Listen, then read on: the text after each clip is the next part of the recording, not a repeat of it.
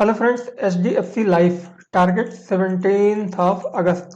सो देखिए दोस्तों, मैंने चार्ट ला रखा है। चार्ट की स्टडी करते हैं। देखिए 16 अगस्त को सुबह के 9:15 ओपन हुआ था कितने पे, 669 पे। हाई बनाया, डे का हाई इसने 674 का, और जो क्लोजिंग हुई 671 पे। डे का हाई सस्टेन नहीं कर पाया। तो दोस्तों सबसे पहले हम सपोर्ट डिस्कस करते हैं। तो ये देखिए 13 अगस्त को एक सपोर्ट, आज की डेट में वहीं से सपोर्ट लेके 16 अगस्त को भी ऊपर गया। तो ये लेवल एक सपोर्ट की तरह काम करेगा। कौन सा लेवल है? 669 का। 669 का ऊपर का सपोर्ट। ये वाला लेवल रेजिस्टेंस फेस कर रहा है कौन से लेवल पे? ये है लेवल, देखिए वहीं से रेड ग्रीन बना के रेड मारा था, फिर ग्रीन बना के रेड 675 का।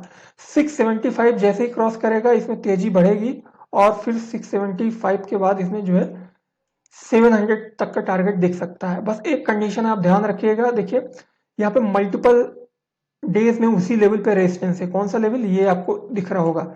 ये यहीं से गया, फिर यहीं से गया, फिर यहीं से गया, फिर यहीं से गया।